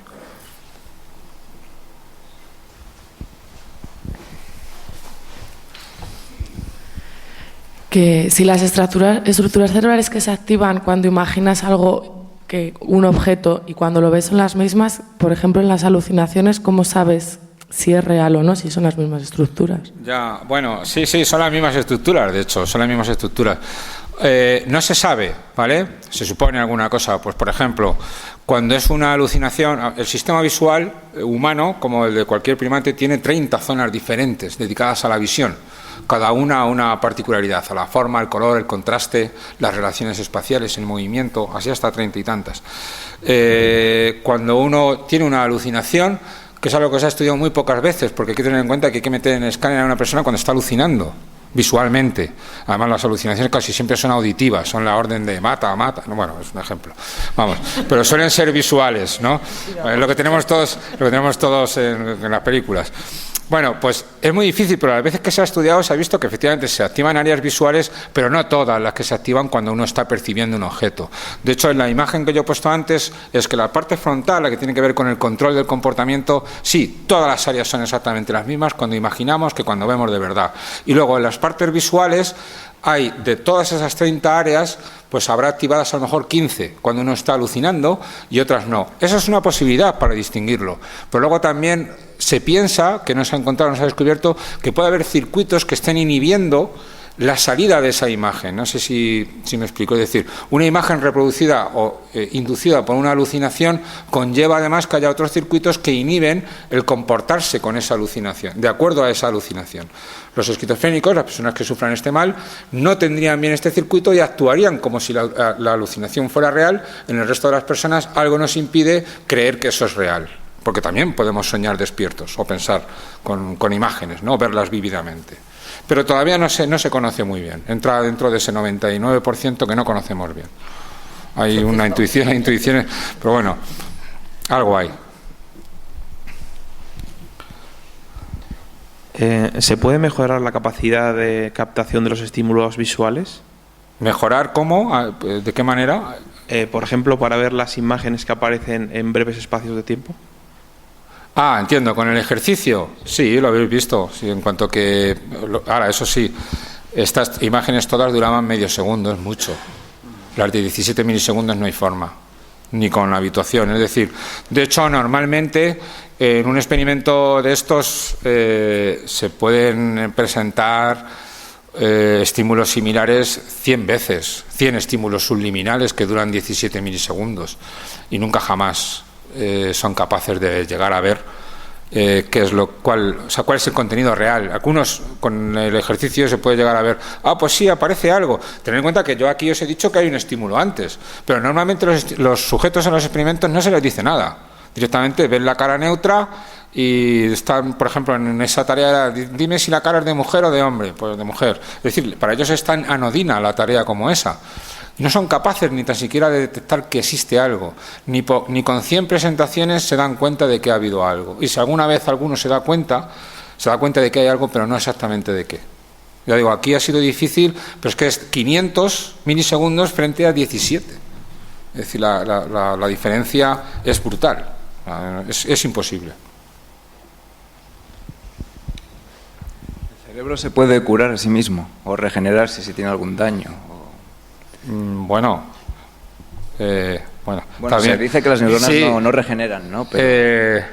no, las neuronas, algunas regeneran, algunas se generan nuevas, incluso en los adultos. Yo estoy muy feliz de saber que incluso a mi edad todavía puedo generar algunas neuronas nuevas. Se sabe de hace poco.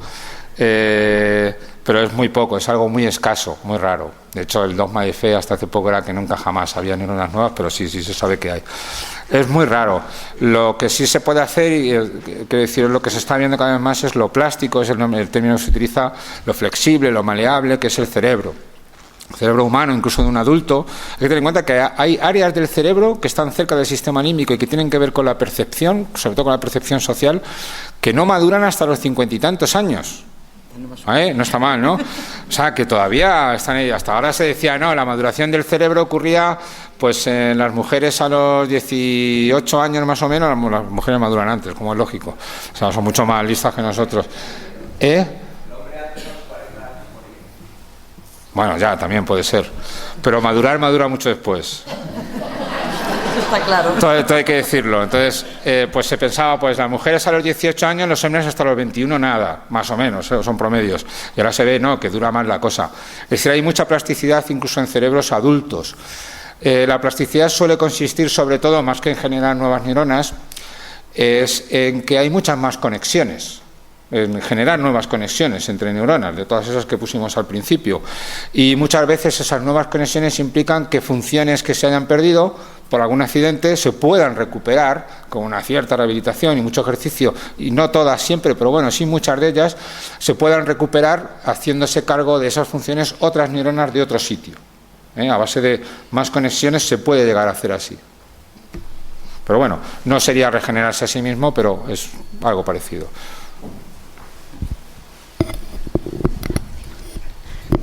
Sí, yo quería preguntar, en lo que algunos llaman, que he leído, cerebro reptiliano o mente biológica. ¿Mente biológica? Bueno, también lo he oído eso. Que yo lo capto como cerebro reptiliano. Sí, vale. Sí, yo lo he entendido así. Entonces, esa parte del cerebro, ¿qué cabida tiene en la explicación que has dado tú? Y ¿cómo se podría trabajar para el control de la agresividad, los impulsos? Es que lo veo tan rápido intervenir ahí. Sí. Tiene mucha importancia. De hecho, lo que llama en el cerebro, llamaba McNeil, el cerebro reptiliano, ya esa división apenas se utiliza. Porque sobre todo se ve que hay reptiles que tienen cerebro de lo que antes se llamaba el mamífero, el de las emociones, tienen algo. Y bueno, es el cerebro más vital, es el que corresponde al tronco del encéfalo, que en esta imagen no sale, estaría como un saliente que tiene el cerebro abajo, es el más correspondiente al reptiliano, ¿no? Y es donde están todas las funciones vitales, para la respiración, el control ocular, etcétera, etcétera. Pero también hay centros de los que no se conoce demasiado, pero que se sabe que tienen que ver también con tomas de decisiones rápidas e inmediatas ante estímulos de mucha significación vital. Es decir, aunque el modelo de reptiliano, mamífero y neomamífero no funcione, sí funciona esa jerarquía, sí está clara, ¿no? Y lo que viene a querer decir es que la evolución del cerebro, sobre ese cerebro tan biológico, como dices tú, tan vital, ¿no?, se han ido construyendo otras capas que han tenido funciones añadidas, funciones nuevas, pero que no han dejado de funcionar las viejas. Y que han tenido que ir compatibilizándose unas con otras porque hay nueva información que añadir, más importante, pero que no quita que la otra no lo sea. Entonces, con eso vamos funcionando. El control cortical, el control por parte de la voluntad, digámoslo así, de esa zona sí que es verdad que es muy limitado, es muy difícil, pero no imposible. De hecho, tú lo puedes ver porque tú puedes controlar la respiración, por ejemplo, que es algo que solo puede hacer el ser humano, de manera voluntaria, el ritmo de la respiración, ¿vale? Y eso lo estás haciendo porque desde la corteza estás regulando un núcleo que hay en el tronco del encéfalo.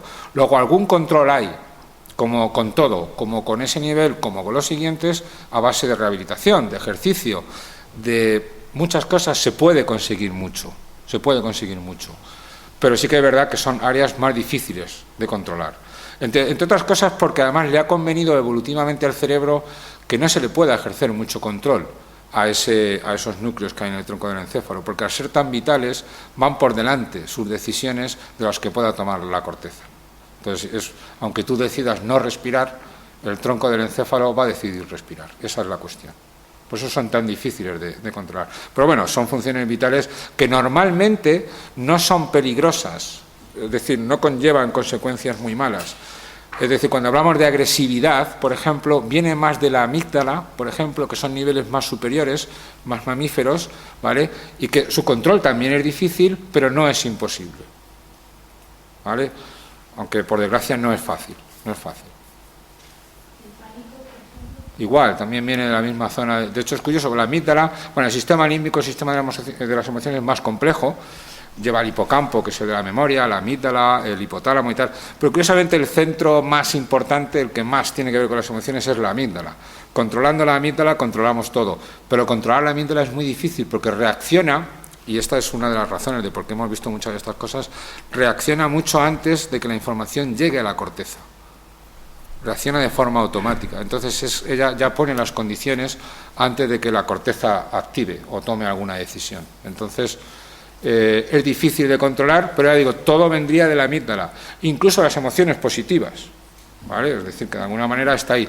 Pero el control, puesto que el contacto que tiene con la corteza es mucho más directo y mucho más numeroso que lo que tiene el tronco del encéfalo, su control en principio es más factible, más realizable, más, en teoría, es más fácil de hacer. Pero bueno, como todos sabemos, no es fácil del todo.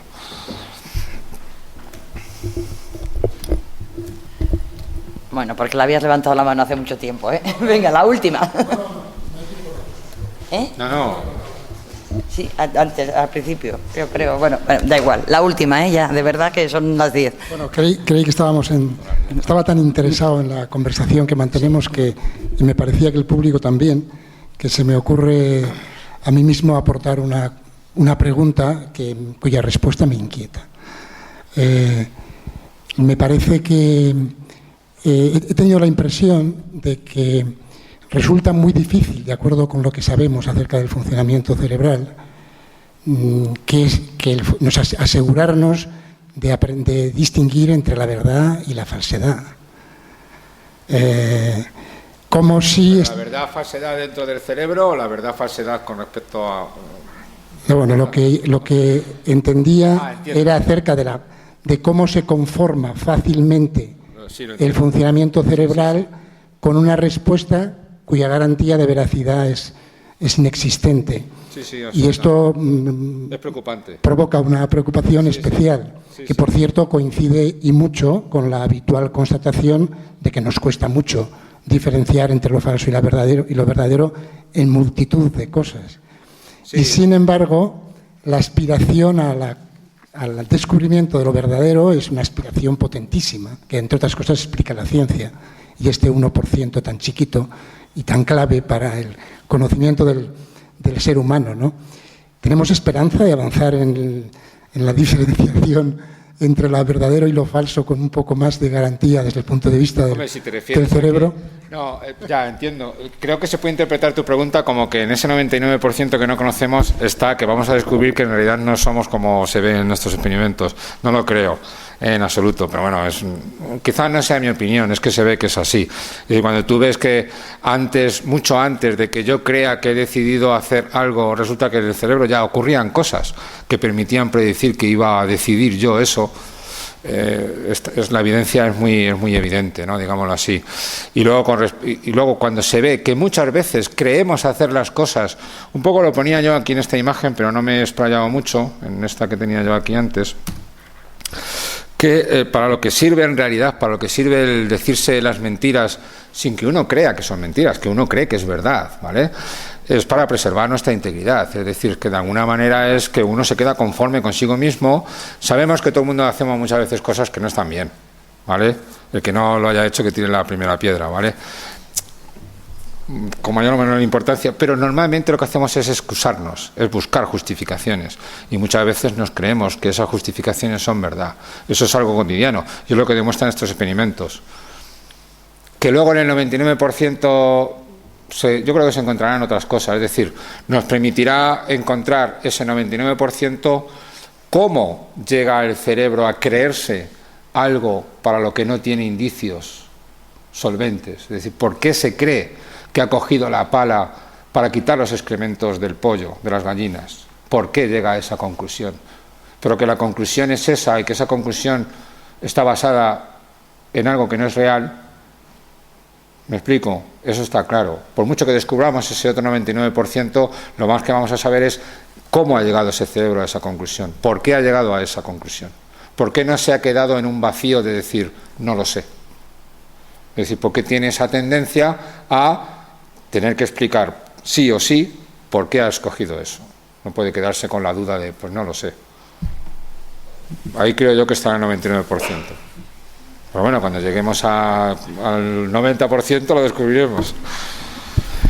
Bueno, pues yo creo que ya despedimos a Manuel, que dentro de unos años tendrá que venirnos a hablar del otro tanto por ciento.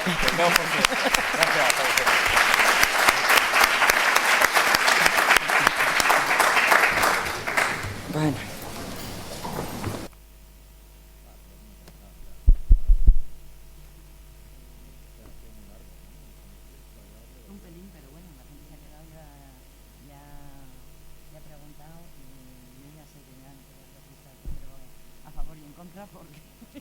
Es ridículo.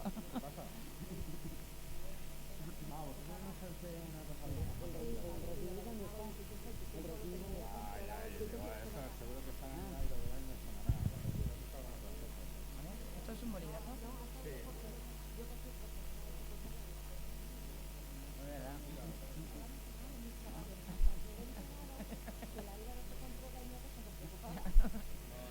No me extraña.